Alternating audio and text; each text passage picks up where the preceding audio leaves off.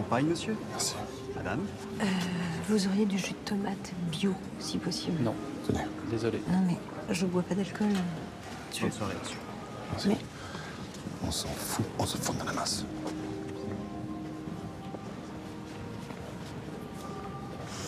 Bon, à part les masques et les plumes, ils n'ont pas l'air si tarés.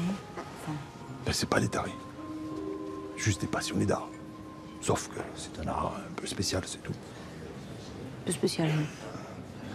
Je peux vous dire que ce soir, c'est pas n'importe quelle vente. Il n'y a que le gratin des acheteurs. Déjà. Et du genre qui se déplacerait pas pour les objets habituels. Tiens, lui là, celui qui arrive, le frisé. Là. C'est le prince Farouk Alassane. Sa passion, c'est les os. Ah. Il paraît qu'il a le crâne d'une des victimes de ta mère. Oh, à part ça, c'est pas des tarés. C'est quoi ça? Yumi Masako, milliardaire soi-disant japonaise.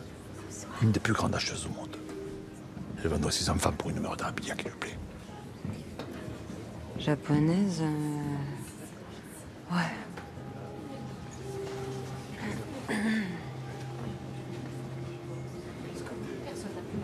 Daniel Hansen. Yumi, ici en personne. Mais sans masque, évidemment.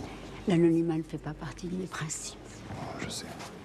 Et vous non plus, visiblement. Je reconnaîtrai l'odeur de votre aftershave spécial Prolo à des kilomètres. C'est pas très gentil, ça. Non. Il y a du beau monde ce soir. Hein. Évidemment. Pour une murderabilia de fantômes, ils sont tous venus.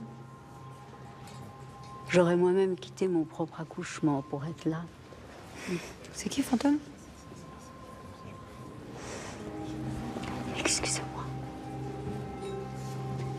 Pourquoi elle me répond pas? C'est qui, fantôme?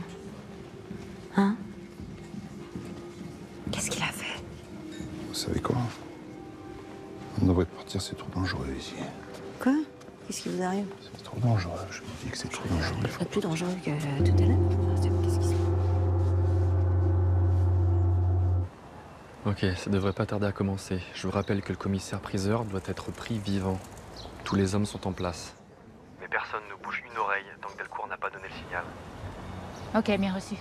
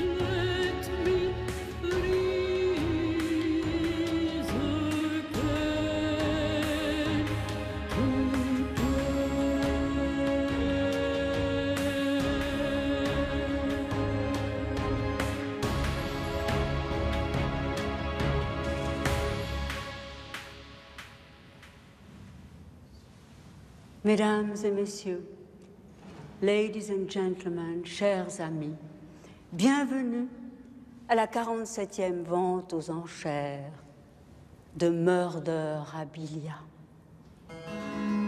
Un moment suspendu pour nous autres grands collectionneurs du macabre, nous pourrons presque toucher du doigt les assassins, sentir le dernier souffle de leurs victimes, se tenir au plus près de ces sublimes tragédies. Et ce soir, cette vente est exceptionnelle, car il s'agit d'un seul objet, unique, une meurderabilia extraordinaire, d'un tueur non moins extraordinaire. Alors c'est vrai que nous avons eu des conversations enflammées à son sujet. Existe-t-il, ou est-il simplement le fruit d'une imagination féconde, d'un être délicieusement malade? La police ne sait rien de lui. Les médias ignorent son existence. C'est un monstre parmi les vivants. Le légendaire fantôme a fait disparaître des quinzaines de femmes. Il n'y a jamais eu de traces. Il n'y a jamais eu de corps. Il n'y a jamais eu de preuves. Sauf ce soir. Mais alors, c'est quoi? Je suis comme vous, mon cher, dans l'ignorance. Tout ce que je sais, c'est que c'est moi qui repartirai avec l'objet. Mesdames et messieurs, que le meilleur ou la meilleure gagne. Monsieur le commissaire-priseur.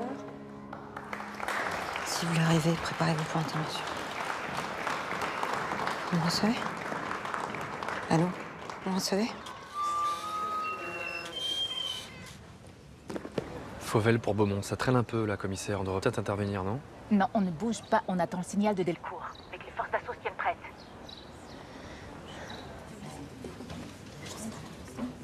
Vous avez du réseau? Bien sûr que non. Ils ont activé les brouilleurs. Et rangez ça, c'est interdit. No cell phone. Oui, oui, of course.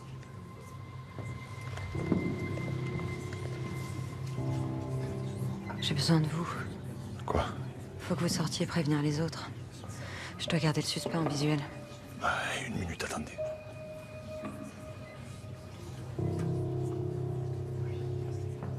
Comme l'a indiqué mademoiselle Masako, ce soir, un unique objet sera mis en vente. Un objet en lien avec le tueur en série le plus controversé de notre temps.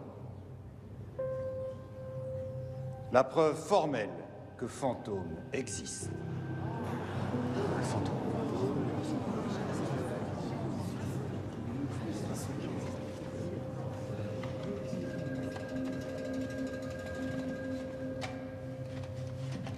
Sur cette cassette, vous allez pouvoir voir Fantôme perpétrer un de ses crimes.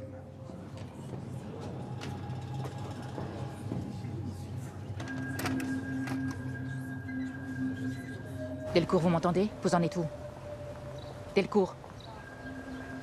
Fauvel, il y a un truc qui cloche. Mettez-vous en position. Afin de vous prouver l'authenticité de cette meurderabilia, nous allons vous en dévoiler les 15 premières secondes.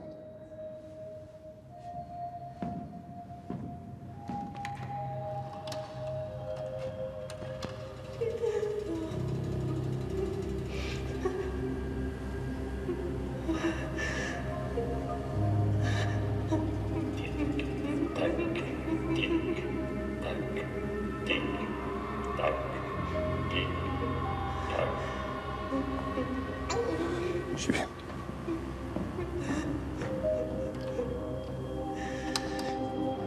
Merde.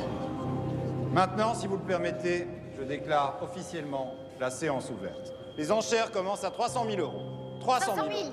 500 000. 500 000 euros. 500 000 euros. 500 000 euros. 800 000 euros.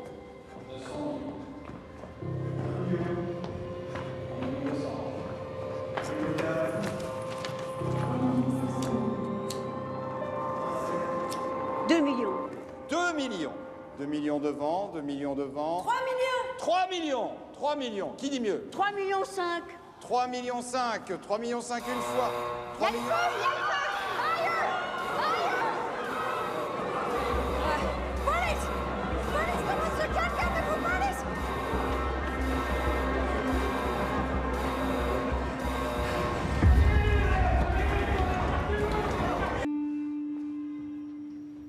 puis-je faire pour vous, madame l'inspecteur? J'ai un deal à vous proposer. Un deal? Vous vous croyez où? Dans un film de mafieux? Je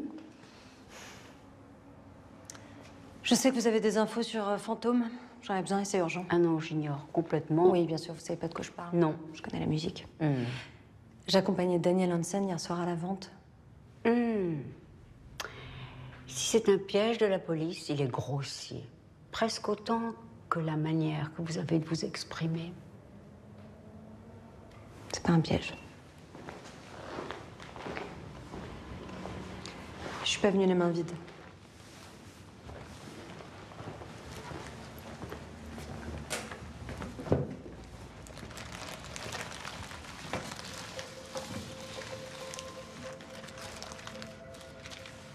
Je vous remercie. Mais mon chef a déjà tout ce qu'il faut en cuisine. Si vous répondez à mes questions, il est à vous. Il a appartenu au boucher de Nancy. Et Shakespeare s'en est servi pour décapiter une victime il y a seulement quelques jours. C'est parfaitement illégal, c'est une pièce à conviction. Je vois. Vous l'avez volé. Et vous êtes désespéré. Mais ça tombe bien, j'adore le désespoir, ça me touche.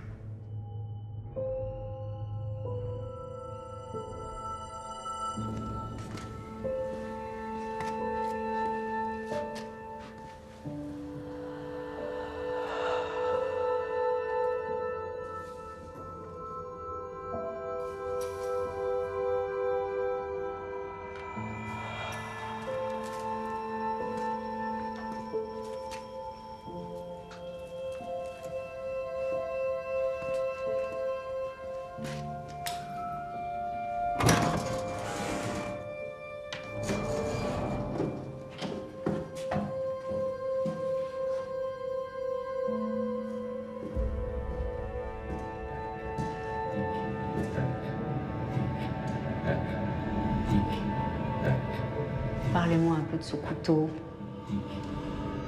Shakespeare? Et ça? Du sang séché. Absolument. Alors?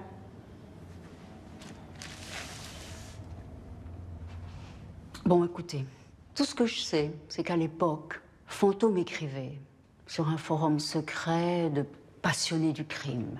On parle de quelle époque? Le début des forums, les années 90. Ça veut dire que ça fait 30 ans qu'il tue. Oui, 30 ans. D'accord, et ce forum, il existe toujours?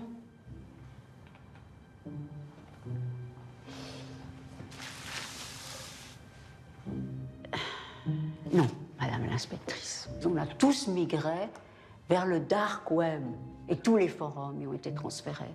D'accord, donc ils existent toujours. Oui, mais ils sont introuvables. Et Fantôme, il a migré avec vous? Oui, bien sûr, il a continué à poster et puis tout à coup il s'est arrêté. Il y a quoi, 5-6 ans? Moi j'ai pensé qu'il était peut-être en prison ou mort ou un peu des deux, mais enfin... En tout cas, il a complètement disparu jusqu'à cette fameuse cassette vidéo.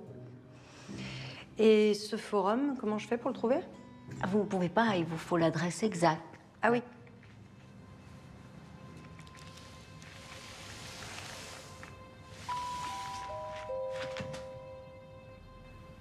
Je vais vous la donner. Donnez-moi votre téléphone. Quand vous trouverez le corps de votre prochaine victime, vous penserez à moi. Un petit souvenir pour ma collection. J'espère bien la trouver vivante. Ah non, les survivants, ça fait baisser les cotes.